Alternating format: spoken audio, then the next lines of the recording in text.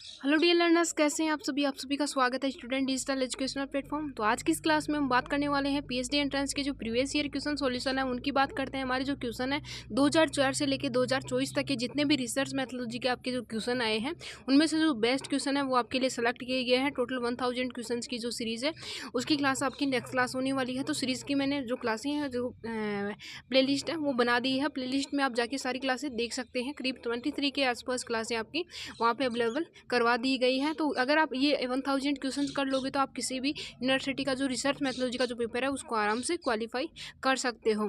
तो यहाँ पे जो आपकी पीडीएफ है वो आपको फ्री प्रोवाइड करवाई जाती है। उसके लिए आपको क्या करना है, जो डिस्क्रिप्शन बॉक्स है वहाँ पे आपको जो टेलीग्राम चैनल है उसकी लिंक मैंने पिन कर रखी है। तो वहाँ से आप टेलीग्राम चैनल ज्वाइन कर लीजिए ताकि आपको पीडीएफ जो है मैं फ्री में प्रोवाइड करवा सकूँ। और जो टेलीग्राम चैनल है उसकी ज्वाइनिंग भी आपकी फ्री में भी है। तो यहाँ पे जो डिटेल सॉल्यूशन है वो आपको प्रोवाइड करवाया जाता है। तो चलो देखते हैं क्वेश्चंस की और क्वेश्चन आपके बहुत ही इंपॉर्टेंट हैं। तो आप इन क्वेश्चंस को 1 से 2 बार इनसे गो थ्रू हुई है। और सबसे मेन चीज़ ये है कि मुझे इनका जो फीडबैक है वो आप कमेंट सेक्शन में ज़रूर दीजिए। क्लास का फीडबैक मुझे ज़रूर से चाहिए। तो क्लास का फीडबैक देना और जो भी आपकी क्वेरीज़ है, अगर किसी क्वेश्चन में आपको डाउट है तो वो भी आप मुझे कमेंट सेक्शन में बताना। तो चलो देखते हैं क्वेश्चन नंबर फर्स्ट आपका। तो आज का क्लास का हमारा फर्स्ट क्वेश्चन है। फर्स्ट क्वेश्चन में क्या पूछा गया है यहाँ पे आपसे, तो ए वर्किंग हाइपोथेसिस एक कार्यशील परिकल्पना है। तो ये एक वैज्ञानिक सिद्धांत है, साइंटिफिक थ्योरी है, परीक्षण किए जाने की आवश्यकता नहीं है, not required to be tested. आपका सी ऑप्शन है। एक तरह के लिए एक सिद्ध परिकल्पना है, ए प्रोविन हाइपोथेसिस फॉर एन आर्ग्यूमेंट। ठीक है, भावी अनुसंधान के लिए अंतिम रूप से स्वीकृत परिकल्पना है। तो यहाँ पे आपके एक कार्यशील परिकल्पना के बारे में पूछा गया है कि ये वर्किंग हाइपोथेसिस क्या है। तो इसका करेक्ट आंसर आपका हो जाएगा डी ऑप्शन, भावी अनुसंधान के लिए अंतिम रूप से स्वीकृत परिकल्पना है, a provisionally accepted hypothesis for future research. तो करेक्ट आंसर आपका यहाँ पे डी ऑप्शन हो जाएगा। तो आज की जो प्रीवियस जो क्लास थी उसके साथ में मैंने पीपीटी प्रिपेयर की थी। तो आज के बाद में जो भी क्लासें होंगी आपकी जो सीरीज वाइज क्वेश्चन है वो ही चलेंगे। तो आप सीरीज वाइज जो आपकी जो पीडीएफ है वो भी पीपीटी भी आपको उसी प्रकार से वहाँ से प्रोवाइड करवा दी जाएगी। और जो पिछली क्लास है उसकी पीपीटी में थोड़ा सा डिले हो गया तो उसके लिए माफ़ी चाहती हूँ। वो पीपीटी आज को आज शाम तक आपको मिल जाएगी। चलो देखते हैं नेक्स्ट क्वेश्चन। नेक्स्ट क्वेश्चन आपका है क्वेश्चन नंबर 17 है, which of the following is not A type of experimental research. निम्नलिखित में से कौन सा एक प्रायोगिक विधि का प्रकार नहीं है। तो प्रायोगिक विधि का जो प्रकार है वो क्या नहीं है। तो यहाँ पे नोट पूछा है आपसे, तो एकल समूह प्रयोग, सिंगल ग्रुप एक्सपेरिमेंट, समांतर समूह प्रयोग, पैरेलल ग्रुप एक्सपेरिमेंट, ठीक है, तर्कसंगत समूह प्रयोग, रेशनल ग्रुप एक्सपेरिमेंट, ठीक है, और अवशिष्ट समूह प्रयोग। तो यहाँ पे आपका जो करेक्ट आंसर है वो क्या हो जाएगा। तो क्वेश्चन नंबर 17 का करेक्ट आंसर आपका अवशिष्ट समूह प्रयोग, डी ऑप्शन आपका यहाँ पे सही हो जाएगा। नेक्स्ट क्वेश्चन है क्वेश्चन नंबर 18 नंबर क्वेश्चन में क्या पूछा गया है, which one of the following is not a non parametric test. तो नॉन पैरामीट्रिक टेस्ट के बारे में यहाँ पे पूछा गया है कि निम्नलिखित में से कौन सा एक गैर पैरामीट्रिक परीक्षण नहीं है। तो यहाँ पे जो टी परीक्षण है, रन परीक्षण है, साइन टेस्ट है और काई स्क्वायर परीक्षण है, मतलब ची परीक्षण है आपका। ठीक है, तो यहाँ पे जो करेक्ट आंसर है क्वेश्चन नंबर 18 का करेक्ट आंसर आपका हो जाएगा ए ऑप्शन, टी परीक्षण आपका गैर पैरामीट्रिक परीक्षण नहीं है। ठीक है, एक पैरामीट्रिक परीक्षण है। तो टी टेस्ट आपका यहाँ पे करेक्ट आंसर ए ऑप्शन हो जाएगा। नेक्स्ट क्वेश्चन है क्वेश्चन नंबर 19 में क्या पूछा गया है, identify the correct sequence of research step. तो अनुसंधान चरणों के सही क्रम की पहचान करनी है आपको कि सबसे पहले आपका क्या आएगा। तो यहाँ पे विषय का चयन, साहित्य की समीक्षा, निष्कर्षों की व्याख्या और डेटा संग्रहण। तो यहाँ पे देखो डेटा संग्रहण आपका सबसे लास्ट में दे रखा है, जबकि डेटा संग्रहण आपका पहले आता है, निष्कर्षों से पहले आता है। तो ये गलत हो गया आपका। फिर आपका है विषय का चयन करना, डेटा संग्रहण करना, साहित्य की समीक्षा करना और निष्कर्षों की व्याख्या करना। चलो नेक्स्ट देखते हैं कि साहित्य की समीक्षा, विषय का चयन, डेटा संग्रहण और निष्कर्षों की व्याख्या। ठीक है, फिर है विषय का चयन करना, साहित्य की समीक्षा करना, डेटा संग्रहण करना और निष्कर्षों की व्याख्या करना। तो इसमें से आपको करेक्ट आंसर क्या लग रहा है वो मुझे कमेंट सेक्शन में बताइए। तो यहाँ पे इसका करेक्ट आंसर हो जाएगा क्वेश्चन नंबर 19 का डी ऑप्शन। सबसे पहले क्या करेंगे हम, सिलेक्शन ऑफ टॉपिक के बारे में जानेंगे कि किस टॉपिक की हम रिसर्च करना चाहते हैं। फिर रिव्यू ऑफ लिटरेचर, फिर लिटरेचर जो है उसके बारे में उसका रिव्यू करेंगे। टॉपिक के बारे में जितना भी डाटा है उसका रिव्यू करेंगे, तो उसको बोलते हैं लिटरेचर रिव्यू बोलते हैं। ठीक है, फिर जो डेटा है उसको कलेक्ट करेंगे, चाहे वो प्राइमरी हो चाहे सेकेंडरी हो। फिर आपका इंटरप्रिटेशन ऑफ फाइंडिंग्स, दो निष्कर्ष हैं जो निकले हैं उनकी व्याख्या करेंगे, उनको एक्सप्लेन करेंगे किस प्रकार से ये निष्कर्ष निकले हैं। तो डी ऑप्शन आपका यहाँ पे अप्रोप्रिएट आंसर डी ऑप्शन हो जाएगा। नेक्स्ट क्वेश्चन है क्वेश्चन नंबर 20 में क्या पूछा गया है कि डिकंस्ट्रक्शन अनुसंधान का एक लोकप्रिय तरीका है। Deconstruction is a popular method of research. एक साहित्य है, लिटरेचर है, ठीक है। बेसिक साइंस है, बुनियादी विज्ञान है। सोशल साइंस है, सामाजिक विज्ञान है। अप्लाइड साइंस है, अनुप्रयुक्त विज्ञान है। तो डिकंस्ट्रक्शन अनुसंधान का एक लोकप्रिय तरीका है। तो किस प्रकार का है? क्वेश्चन नंबर 20 का करेक्ट आंसर आपका ए ऑप्शन हो जाएगा। साहित्य, लिटरेचर, ए ऑप्शन आपका सही हो जाएगा। क्वेश्चन नंबर 21 है, with which one of the following techniques community is associated. ठीक है, निम्नलिखित तकनीकों में से किस एक के साथ सामुदायिक जुड़ी हुई है, सामुदायिकता जुड़ी हुई है? केस अध्ययन, केस स्टडी, स्वोट, SWOT, स्वोट, ठीक है। स्वोट एनालिसिस होता है, कारक विश्लेषण, फैक्टर एनालिसिस और यूनिवेरिएट विश्लेषण, यूनिवेरिएट एनालिसिस। तो यहाँ पे कौन सा करेक्ट आंसर है क्वेश्चन नंबर 21 का?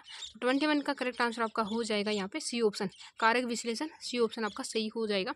तो जो भी आपको आवाज़ आ रही है, ठीक है, मेरे अलावा, तो उस चीज़ को आप अवॉइड करने की कोशिश कीजिए। मुझे टाइम अभी मिला है, अभी हो रहा है शाम का टाइम, तो क्लास इंपॉर्टेंट थी इसलिए मैंने वो सब चीज़ें नहीं देखा, तो आपके लिए क्लास लेके आई हूँ। तो उन चीज़ों को आप अवॉइड करिए। सी ऑप्शन आपका यहाँ पे सही हो जाएगा, ठीक है। नेक्स्ट क्वेश्चन है क्वेश्चन नंबर 22 में क्या पूछा गया है कि वह चर जो एक स्वतंत्र चर और एक आश्रित चर के बीच संबंधों को प्रभावित करता है के रूप में जाना जाता है? नियंत्रण चर को, भविष्यवक्ता चर को, और पूर्ववर्ती चर को, और पूर्ववर्ती चर को, ठीक है। तो करेक्ट आंसर आपका क्या हो जाएगा? तो यहाँ पे करेक्ट आंसर आपका 22 का ए ऑप्शन सही हो जाएगा, कंट्रोल वेरिएबल, ए ऑप्शन आपका सही हो जाएगा। तो मैं ओनली हिंदी में पढ़ती हूँ ताकि आपका टाइम कंज्यूम ना हो ज़्यादा, ठीक है, टाइम आपका सेव होता रहे, ठीक है। तो आप जो इंग्लिश वाले हैं वो ज़रा इंग्लिश में यहाँ पे क्वेश्चन देख लीजिए, ठीक, आपका टाइम बहुत ज़्यादा लग जाता है। और अभी शाम का टाइम हो रहा है तो पक्षियों की आवाज़ से भी थोड़ा सा डिस्टर्बेंस हो रहा है।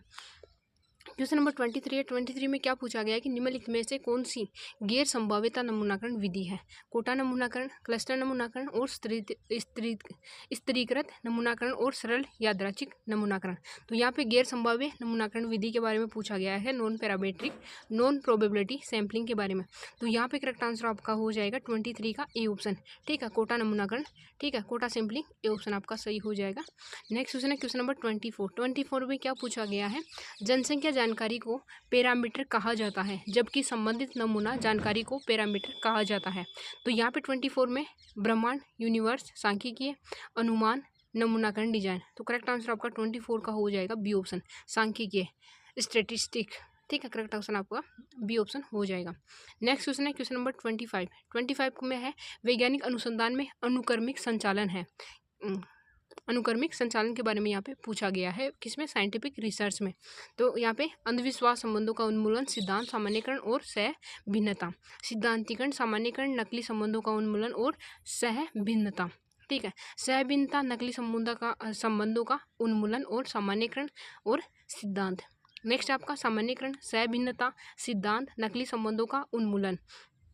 तो यहाँ पे वैज्ञानिक अनुसंधान में जो अनुक्रमिक जो संचालन है उसके बारे में आपको पूछा है, ठीक है, सिक्वेशन ऑपरेशंस के बारे में यहाँ पे पूछा गया है। तो करेक्ट आंसर आपका 25 का हो जाएगा सी ऑप्शन, ठीक है, सहभिन्नता, नकली संबंधों का उन्मूलन और सामान्यकरण, सिद्धांत। तो आपका सी ऑप्शन यहाँ पे सही हो जाएगा। नेक्स्ट क्वेश्चन है क्वेश्चन नंबर 26 में क्या पूछा गया है? नमूनाकरण, नमूनाकरण रोटरी विधि का उपयोग किया जाता है, किसमें? सिद्धांत में, यादृच्छिकरण में, व्याख्या में और संकलन में। तो करेक्ट आंसर आपका हो जाएगा थ्योरेशन, ठीक है, रेंडमाइजेशन, इंटरप्रिटेशन और कॉन्सेप्चुअलाइजेशन। तो करेक्ट आंसर आपका 26 का क्या हो जाएगा? तो 26 का जो करेक्ट आंसर हो वो बी ऑप्शन हो जाएगा, रेंडमाइजेशन, यादृच्छिकरण यहाँ पे सही ऑप्शन बी ऑप्शन है। नेक्स्ट क्वेश्चन है क्वेश्चन नंबर 27 में क्या पूछा गया है कि विच one of the following main objective of research, शोध का मुख्य उद्देश्य कौन सा है? साहित्य की समीक्षा करना, ठीक है, एक अकादमिक डिग्री प्राप्त करने के लिए जो पहले से ज्ञात है उसे संक्षेप में प्रस्तुत करना, उन नए तथ्यों की खोज करना या ज्ञात तथ्यों के नए सिरे से व्याख्या करना, to review the literature, to get academic degree, to summarize what is already known, to discover new facts और to make fresh interpretation of known fact। तो यहाँ पे जो 27 है, 27 का करेक्ट आंसर आपका हो जाएगा डी ऑप्शन, नए तथ्यों की खोज करना तथा ज्ञात तथ्यों की नए सिरे से व्याख्या करना। तो डी ऑप्शन आपका यहाँ पे सही हो जाएगा। नेक्स्ट क्वेश्चन है क्वेश्चन नंबर 28 में क्या पूछा गया है कि सैम्पलिंग एरर डिक्रीज विथ के साथ नमूनाकरण त्रुटि कम हो जाती है। किसके साथ हो जाती है? विश्लेषण की प्रक्रिया से, सरल आकार में वृद्धि करने से, ठीक है, नमूनाकार में कमी करने से और यादृच्छिकरण की प्रक्रिया से।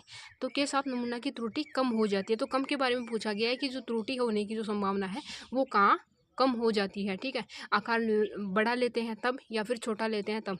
तो यहाँ पे जो करेक्ट आंसर आपका हो जाएगा 28 का करेक्ट आंसर आपका बी ऑप्शन हो जाएगा, सरल आकार में वृद्धि करना। अगर आप जो है आपका जो सैम्पलिंग एरिया है, ठीक है, जहाँ से आपको डाटा कलेक्ट करना है, उसमें अगर आप 80% एरिया से खुद जाके डाटा कलेक्ट करते हो, ठीक है, 80% से आप डाटा कलेक्शन करते हो, या फिर उनमें से 100 में से आप 10% से लोगे तो ज़्यादा त्रुटि होने की संभावना है। अगर आप 80% से डाटा कलेक्ट करते हो तो वहाँ पे संभावना आपकी डाटा जो गलत डाटा मिलने की संभावना है वो कम हो जाती है। तो यहाँ पे बी ऑप्शन आपका सी हो जाएगा, ठीक है। नेक्स्ट क्वेश्चन आपका हो जाएगा, नेक्स्ट क्वेश्चन आपका 29 है। 29 में क्या पूछा गया है?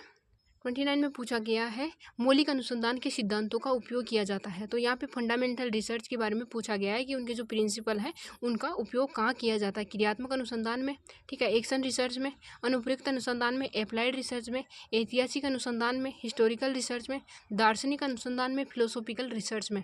तो यहाँ पे मौलिक अनुसंधान के जो सिद्धांत है उनका उपयोग कहाँ किया जाता है? तो उनका उपयोग किया जाता है बी ऑप्शन, अनुप्रयुक्त अनुसंधान में, एप्लाइड रिसर्च में।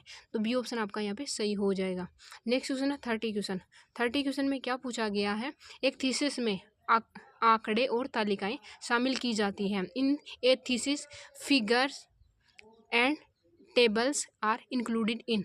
पाठ की परिशिष्ट, एक अलग अध्याय और समापन अध्ययन, the text itself, the appendix, ठीक है, a separate chapter, the concluding chapter, ठीक है। तो यहाँ पे एक थीसिस में आंकड़े और तालिकाएं शामिल की जाती है। तो किस में की जाती है? तो क्वेश्चन नंबर 30 का करेक्ट आंसर आपका ए ऑप्शन हो जाएगा, पार्ट में, द टेक्स्ट इटसेल्फ, ठीक है। तो करेक्ट आंसर आपका ए ऑप्शन हो जाएगा।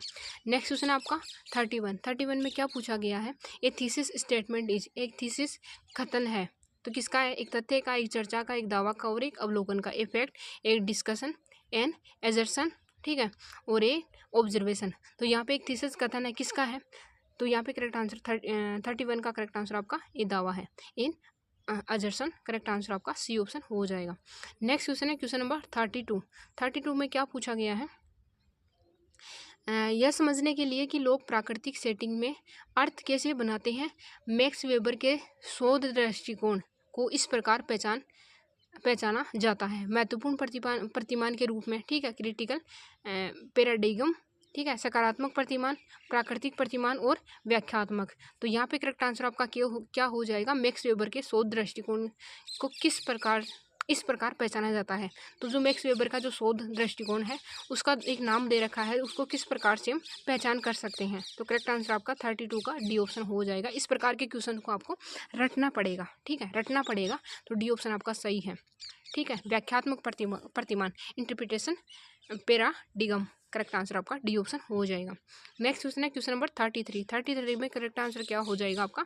विच one of the following is a non probability sampling. तो करेक्ट आंसर आप कमेंट सेक्शन में दीजिए। निम्नलिखित में से कौन सा एक गैर संभाव्यता प्रतिचयन है?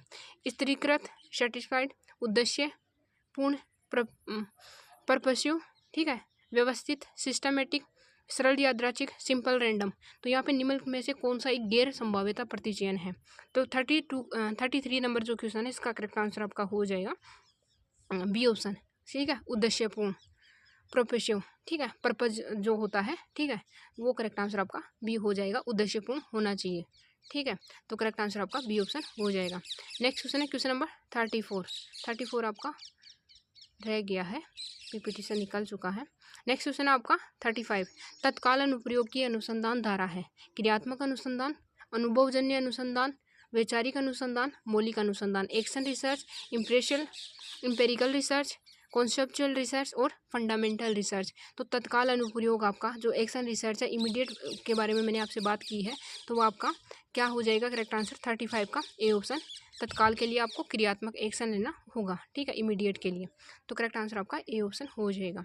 नेक्स्ट क्वेश्चन है 36 नंबर क्वेश्चन क्या है? The core elements of dissertation are.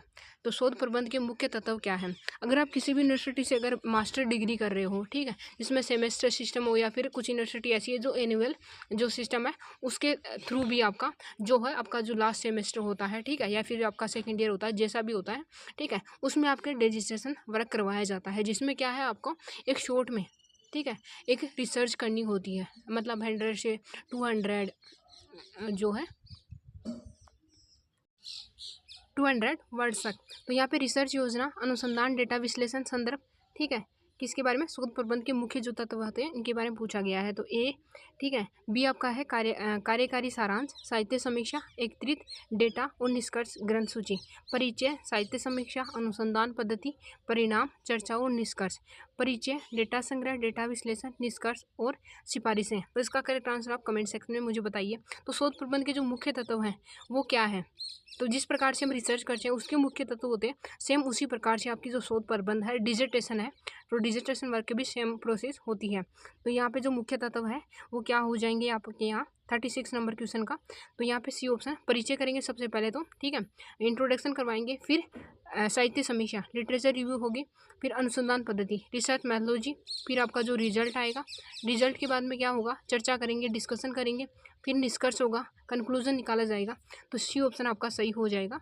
शोध प्रबंध के मुख्य एलिमेंट्स में आपका सबसे पहले परिचय आएगा, फिर साहित्य समीक्षा आएगी, अनुसंधान पद्धति आएगी, परिणाम आएंगे, चर्चा और निष्कर्ष आएंगे। तो आपका सी ऑप्शन सही हो जाएगा। तो आज की क्लास में हमने कवर कर लिए हमारे करीब 20 के आसपास क्वेश्चन कवर कर लिए हैं। तो अभी थोड़ा डिस्टर्बेंस हो रहा है पक्षियों की आवाज़ की वजह से, क्योंकि यहाँ पे जहाँ से मैं रिकॉर्ड कर रही हूँ वहाँ शाम का टाइम हो और नियर बाई गार्डन है। तो प्लीज़ अगर आपको क्लास अच्छी लगती है तो चैनल को सब्सक्राइब कर लीजिए, और जो बेल आइकन होता है उसको ऑल नोटिफिकेशन अलाउ कीजिए, और टेलीग्राम जरूर से ज्वाइन कर लीजिए ताकि मैं आपको वहाँ पर PDF प्रोवाइड करवा सकूँ। तो चलो मिलते हैं नेक्स्ट वीडियो में। Thank you, have a great day, bye bye, take care.